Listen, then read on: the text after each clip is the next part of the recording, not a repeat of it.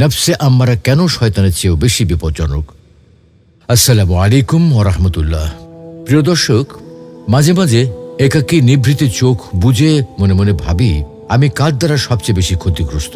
কে আমার জীবন চলার পথে ক্ষতি সাধনের কাঁটা ফেলে রাখে? কে আমার উজ্জ্বল প্রদীপ নিভিয়ে চলার পথ রুদ্ধ করছে? কে আমাকে আলো থেকে অন্ধকারের দিকে নিয়ে যাচ্ছে? কেন আজ পথ খুঁজে পাই না? কেন আজ গন্তব্যের উদ্দেশ্যে হেঁটে সঠিক রাস্তাকে উপেক্ষা করে বক্র রাস্তা বেছে নিয়েছি? কেন আজ আলোর মশালের পরিবর্তে কয়লা নিয়ে ঘুরছি? আবারও ভাবছি, কেন আজ বিভিন্ন পাপ কাজে জড়িয়ে পড়ি? কেন নিজের সাথে নিজেই এই বলে ছলনা করছি, আজই ফার্স্ট, আজই লাস্ট, আজকেই শেষবার, কাল থেকে ভালো হয়ে যাব, একদম কোমর বেঁধে নামবো, আর পাপ কাজে জড়াবো না, আর কোনোদিন নামাজ কাজা করব না। এই কথাগুলো বলার পর পরক্ষণই তা কেন ভুলে যাই? কেন বারবার পাপ কাজে জড়িয়ে পড়ি? এই কারণগুলো খুঁজতে গিয়ে কেবল শয়তান আর নফসের প্ররোচনায় খুঁজে পেলাম। বুঝে গেলাম এইসবের পেছনে নফস এবং শয়তানেরই হাত রয়েছে। তবে সেখানে শয়তানের তুলনায় নফসের ভূমিকাটাই বেশি। নফসে আম্মারা শয়তানের চেয়েও বেশি বিপজ্জনক। তাই ভাবলাম নফস নিয়ে আলোচনা করা দরকার।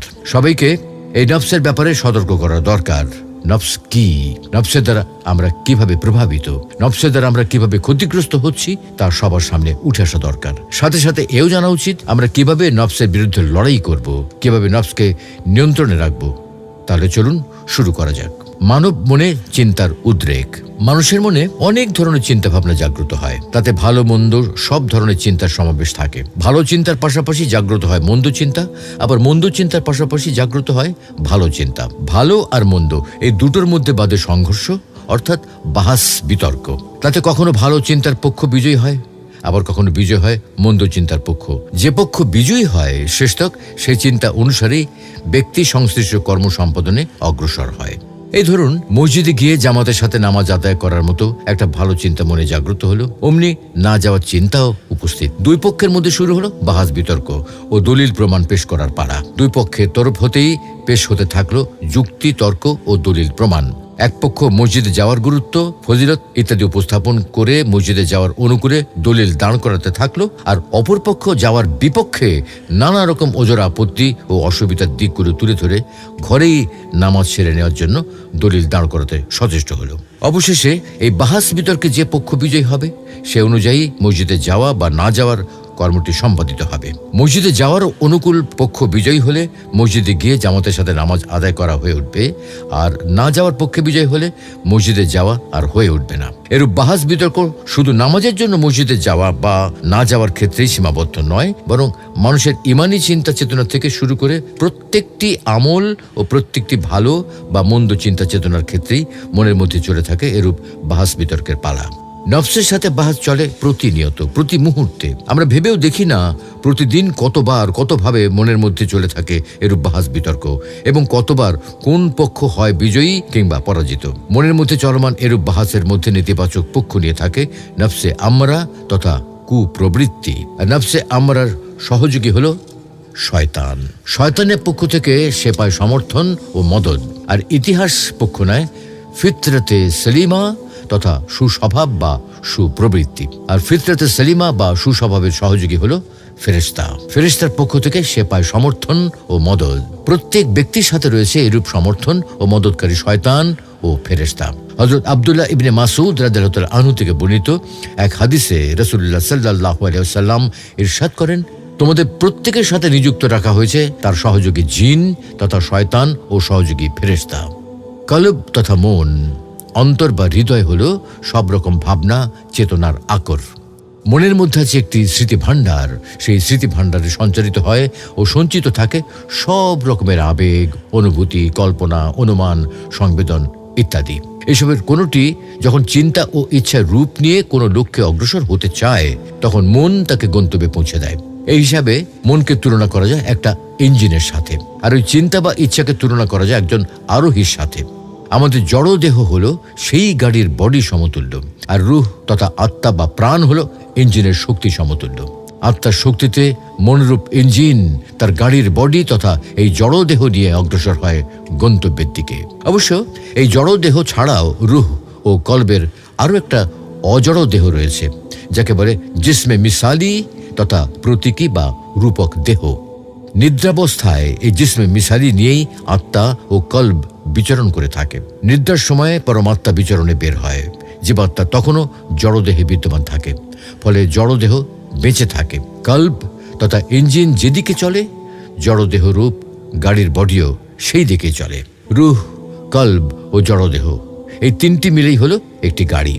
এই গাড়ি চালক হয়ে থাকে ফিতরতে সালিমা, সুস্থ স্বভাব, কিংবা নফস বা কুপ্রবৃত্তি। ফিতরতে সালিমা হলো মানুষের মধ্যে আল্লাহ প্রদত্ত একটি সুস্থ স্বভাব, যা মানুষকে ইতিবাচক পথের নির্দেশনা দিয়ে থাকে। কুরআন মজিদের একটি আয়াতে বলা হয়েছে, ফিতরাতাল্লাহিল্লাতী ফাতারান নাস আলাইহা লা তাবদীলা লিখালকিল্লাহ যালিকাদ-দীনুল কাইয়্যিম ওয়ালাকিন্না আকসারান নাস লা ইয়ালামুন। আল্লাহ কর্তৃক প্রদত্ত স্বভাব প্রকৃতির অনুসরণ করো, যার উপর তিনি মানবকে সৃষ্টি করেছেন। আল্লাহ সৃষ্টির কোনো পরিবর্তন নেই, এটাই সঠিক দিন, তবে অধিকাংশ মানুষ তা জানে না। এই আয়াতে ফিতরাত বলে ফিতরাতে সালিমা তথা সুস্থ স্বভাবকে বোঝানো হয়েছে, যা মানুষকে দিনসম্মত ইতিবাচক পথের দিক নির্দেশনা দিয়ে থাকে। প্রত্যেক মানুষের মধ্যে জন্মগতভাবে এই স্বভাব প্রদত্ত হয়ে থাকে। এ সম্বন্ধে হযরত আবু হুরায়রা রাদিয়াল্লাহু তাআলা আনহু কর্তৃক বর্ণিত এক হাদিসে রাসূল সাল্লাল্লাহু আলাইহি ওয়াসাল্লাম ইরশাদ করেন, প্রত্যেক সন্তান ফিতরাতে সালিমার উপর জন্মগ্রহণ করে। তারপর তার পিতামাতা তাকে ইহুদি বানায় বা খ্রিস্টান বানায় কিংবা অগ্নিপূজক বানায়। যেমন একটি অবলা প্রাণী একটি সুস্থ বাচ্চা জন্ম দেয়, তোমরা সেই বাচ্চাদের মধ্যে কর্তিত কান বিশিষ্ট কোনো শাবক দেখতে পাও কি? এই হাদিসে বোঝানো হয়েছে যে প্রত্যেক মানুষের মধ্যে জন্মগতভাবে যে স্বভাব প্রদত্ত হয় তা তাকে ইতিবাচক পথের দিক নির্দেশনা দেয়। নেতিবাচক পথের দিক নির্দেশনা দেয় না, বরং পরবর্তীতে পরিবেশ ও পারিপার্শ্বিকতার প্রভাবে তার মধ্যে নেতিবাচক চিন্তা চেতনার উদ্রেক হয়। যেমন একটি প্রাণীর বাচ্চা জন্মগতভাবেই কর্তিত কান বিশিষ্ট হয় না, পরবর্তীতে মানুষ তার কান কেটে খুঁতযুক্ত করে দেয়। সার কথা হচ্ছে, মানুষের মধ্যে জন্মগত যে সুস্থ স্বভাব সেটাই হলো ফিতরাতে সালিমা। পক্ষান্তরে নফস বা প্রবৃত্তি হলো মানুষের মধ্যে রাখা এমন এক শক্তি যা ভালো মন্দ উভয় বৃত্তি থাকে। উভয় রকম প্রভাব গ্রহণের যোগ্যতাই আল্লাহ তার মধ্যে রেখেছেন। কোরআন মজিদে ইরশাদ হয়েছে, وما سواها فألهمها فجورها وتقواها قد أفلح من زكاها وقد خاب من دساها। শপথ মানুষের, নফসের এবং যিনি তাকে সব দিক থেকে সুসামঞ্জস্য করেছেন, অতঃপর তিনি তার নফসের মধ্যে ভালো ও মন্দের বৃত্তি দিয়ে দিয়েছেন। যে নফসকে পবিত্র করে সে নিশ্চিত সফলকাম হয়, আর যে তাকে কলুষিত করে সে ব্যর্থ মনোরথ হয়। এই আয়াতে বোঝানো হয়েছে নফসের মধ্যে ভালো মন্দ উভয় রকম প্রভাব গ্রহণের যোগ্যতা রাখা হয়েছে। যখন সে শয়তানের কুমন্ত্রণা কিংবা পারিপার্শ্বিকতার কুপ্রভাবে প্রভাবান্বিত হয় এবং নেতিবাচক দিকটি তার মধ্যে প্রবল হয়ে ওঠে, তখন সে হয় নফসে আম্মারা বা কুপ্রবৃত্তি। আবার ক্রমাগত নফসের কথা অমান্য করতে থাকলে, মন্দকে বারবার তার সামনে মন্দ হিসেবে তুলে ধরতে থাকলে এবং প্রতিনিয়ত সুদিক নির্দেশনা প্রদান অব্যাহত রাখলে, সেও মন্দকে মন্দ বলতে শেখে এবং মন্দের পক্ষে উস্কানি বন্ধ করে দেয়। এ পর্যায়ে উপনীত হলে তখন নফসকে বলা হয় নফসে লাওয়ামা তথা মন্দকে তিরস্কারকারী প্রবৃত্তি। তারপরে এই অবস্থা আরও অব্যাহত থাকলে এক পর্যায়ে নফসের পক্ষ থেকে ইতমিনান হওয়া যায়, সে আর মন্দের উস্কানি দেবে না। নফস এই পর্যায়ে উপনীত হলে তাকে বলা হয় নফসে মুতমাইন্না, অর্থাৎ এমন নফস যার ব্যাপারে ইতমিনান হওয়া যায় এবং যার ব্যাপারে আশঙ্কামুক্ত থাকা যায়। তবে স্বভাবগতভাবে নফসের মধ্যে কুপ্রভাব গ্রহণের বৃত্তি প্রবল থাকায় এবং শুরু থেকে শয়তান কর্তৃক তাকে প্রভাবিত করার চেষ্টা জোরদার হয়, নফস বলতে নফসে আম্মারা তথা কুপ্রবৃত্তিকেই বোঝানো হয়ে থাকে। নফসে আম্মারা কেন শয়তানের চেয়েও বেশি বিপজ্জনক? নফস অর্থ আত্মা বা প্রবৃত্তি। আম্মারা শব্দটি এসেছে আমর ধাতু থেকে, যার অর্থ আদেশ করা বা উৎসাহ দেওয়া। তাই নফসে আম্মারা মানে এমন একটি আত্মিক অবস্থা যা মানুষকে বারবার খারাপ কাজের দিকে টানে এবং গুনাহের নির্দেশ দেয়। ইরশাদ হচ্ছে, ওয়ামা উবাররিউ নাফসি ইন্নান নাফসা লাআম্মারাতুম বিসসুই ইল্লা মা রাহিমা রাব্বি। আমি নিজেকে নিষ্পাপ বলি না, নিশ্চয়ই নফস তো বারবার মন্দ কাজের আদেশ দেয়, তবে যাদের উপর আমার প্রভু দয়া করেন তারা ব্যতিক্রম। এখানে ইউসুফ আলাইহিস সালাম বা তার সঙ্গে সংশ্লিষ্ট ব্যক্তির ভাষায় বোঝানো হয়েছে মানব নফস নিজেই মানুষকে কুপ্রবৃত্তির দিকে ধাবিত করে। তাই নফসে আম্মারা এত ভয়ঙ্কর, অর্থাৎ নফসে আম্মারা ভেতরের শত্রু। শয়তান তো বাহ্যিক শত্রু, সে ফিসফিস করে, কিন্তু নফস মানুষের ভেতরে বাস করে। তাই সে বহু গোপন চিন্তা, বাসনা ও দুর্বলতাকে জানে। শয়তানকে প্রতিরোধ করা সহজ, নফসকে কঠিন। শয়তানের বিরুদ্ধে আউযুবিল্লাহ পড়লে সরে যায়, কিন্তু নফসকে নিয়ন্ত্রণ করতে জিহাদ করতে হয়। নফস শয়তানকে ডাকে, অনেক সময় নফস আগে চায়, পরে শয়তান এসে ফিসফিস করে সাহায্য করে। অর্থাৎ নফসই প্রথম ইন্ধন যোগায়। নফসে আম্মারা কিভাবে কাজ করে? বাসনার উস্কানি দেয়, আরেকটা দেখি, আরেকবার করলেই কিচ্ছু হবে না। পর্নোগ্রাফি, হারাম সম্পর্ক, অবৈধ সম্পদ, অহংকার ইত্যাদির দিকে ধীরে ধীরে টেনে নেয়, গুনাহকে হালকা করে তোলে। আল্লাহ তো গফুরুর রহিম, একবার করলে কি এমন হয়ে যাবে, এসব বলে ধোঁকা দেয়। তওবা থেকে বিরত রাখে, তুমি তো এত গুনাহগার, তোমার তো তওবা কবুল হবে না, এত সব বলে বিভ্রান্ত করে। নেক কাজকে পিছিয়ে দেয়, কাল থেকে শুরু করব, আজ না হয় বাদ দিই। ইবাদতের আলসেমি, নিয়মিত কোরআন না পড়া, সালাত আদায় না করার প্ররোচনা দেয়। নফসে আম্মারার ধাপসমূহ লোভ জাগায়, হারাম জিনিসের প্রতি আকর্ষণ তৈরি করে, ফলে নৈতিক পতন শুরু হয়। রাগ জাগ্রত করে, ফলে মানুষ অন্যকে আঘাত করে, সম্পর্ক ধ্বংস করে। অহংকার জাগায়, ফলে মানুষ নিজেকে শ্রেষ্ঠ ভাবে, তাই হেদায়েত বন্ধ হয়ে যায়। হিংসা জাগায়, ফলে মানুষ অন্যের ভালো সহ্য করতে পারে না। তার মানে শয়তান শুধু কুমন্ত্রণা দেয়, কিন্তু নফসে আম্মারা সেই কুমন্ত্রণার পেছনে ইচ্ছা, তাড়না, সাহস এবং যুক্তি যোগায়। এটা যেন অভ্যন্তরীণ কমান্ড সেন্টার, যা আপনাকে নির্বিচারে গুনাহের দিকে চালিত করে। তো যাই হোক, বলছিলাম মনোরূপ ইঞ্জিনের গাড়ির চালক হয়ে থাকে এই ফিতরাতে সালিমা কিংবা নফস তথা কুপ্রবৃত্তি। যখনই মনের মধ্যেকার আবেগ, অনুভূতি, কল্পনা, অনুমান ও সংবেদন ইত্যাদির কোনোটি চিন্তা ও ইচ্ছায় রূপ নিয়ে কোনো দিকে অগ্রসর হতে চায় এবং মনোরূপ ইঞ্জিন তার গাড়ি নিয়ে তাকে গন্তব্যে পৌঁছে দিতে মনস্থ করে, তখনই ফিতরাতে সালিমা ও নফসের মধ্যে প্রতিযোগিতা শুরু হয়, কে চালকের আসনে আসীন হবে। শুরু হয় দুই চালকের মধ্যে যুক্তিতর্ক ও দলিল প্রমাণ দিয়ে প্রাধান্য প্রতিষ্ঠিত করার বাহাস বা বিতর্ক। তাতে যে বিজয়ী হয় সেই চালকের আসনে সমাসীন হয় এবং গাড়িকে নিয়ে চলে তার পছন্দের গন্তব্যের দিকে, আর জড়দেহ সেই ইঞ্জিনের সাথে যুক্ত হয়ে তার অনুসরণ করে। তাই ভালো চিন্তা চেতনাকে চূড়ান্ত ইতিবাচক গন্তব্যে পৌঁছাতে হলে শয়তান বা নফসে আম্মারার সাথে বাহাস করে ফিতরাতে সালিমা তথা সুস্বভাবকে বিজয়ী হতে হয়। সেজন্য জানতে হয় নফসে আম্মারাকে পরাস্ত করার মতো যুক্তিতর্ক ও কৌশলাদি। কেননা নফসে আম্মারা থেকে মুক্ত নয় কেউই, নফসে আম্মারার পক্ষ হতে ক্ষতির আশঙ্কা মুক্ত নয় কেউ। অতএব কেউ নফসে আম্মারা ও নফসে আম্মারার মন্দ উস্কানি থেকে নিরাপদ নয়। তদুপরি নফসে আম্মারার সহযোগী শয়তানও রয়েছে প্রত্যেকের সাথে। ভালো মন্দের বিবেচনা বাদ দিয়ে অবলীলায় জীবন চালাতে চায় যারা, তাদের কথা ভিন্ন। তারা কোন চিন্তার পরিণতি কি হবে তা গুরুত্বের সাথে না নিলে সেটা তাদের ব্যাপার।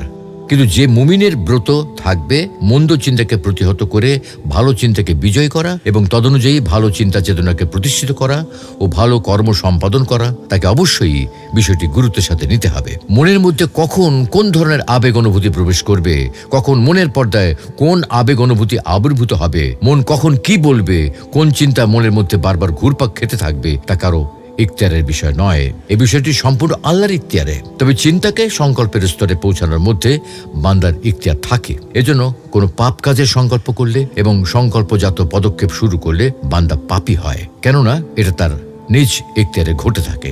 অতএব মনে কোনো খারাপ আবেগ অনুভূতি মাথাচাড়া দিয়ে উঠলে বা কোনো খারাপ ইচ্ছা জাগ্রত হলে সেটা যেন সংকল্পে রূপ নিতে না পারে, সেজন্য মনের জবান দিয়ে তার বিপক্ষে বক্তব্য রাখতে হবে। সেই খারাপটার অনুকূলে নফস ও শয়তান বক্তব্য রাখলে নফস ও শয়তানের সাথে বাহাস করতে হবে। নফস ও শয়তানের পেশ করা দলিল, প্রমাণ ও যুক্তিকে খণ্ডন করতে হবে। এসব বাহাস বিজয়ী হতে পারলেই হবে নফসের সাথে জিহাদে বিজয়।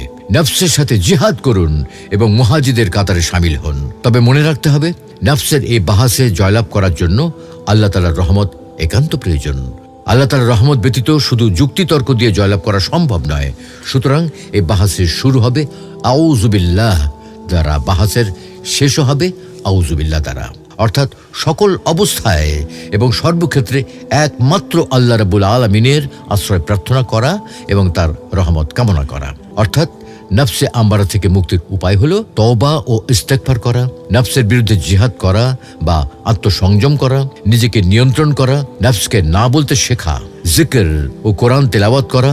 কেননা জিকির অন্তরকে আলোকিত করে, তাই এদের নফস দুর্বল হয়।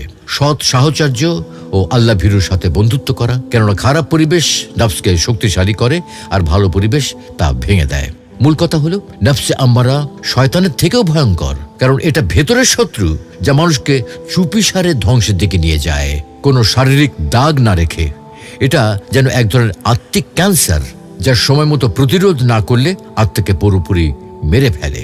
আল্লাহ রাব্বুল আলামিন আমাদের সকলকে নফসের কুমন্ত্রণা থেকে বেঁচে থাকার তৌফিক দান করুন, আমিন।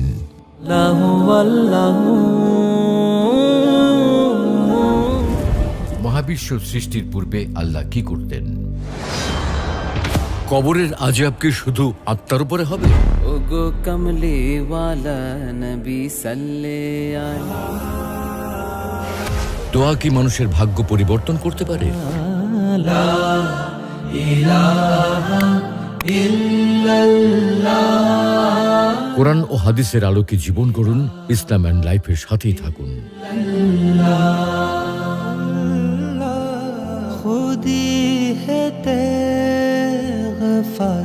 ইসলাম and life, ultimate path of light.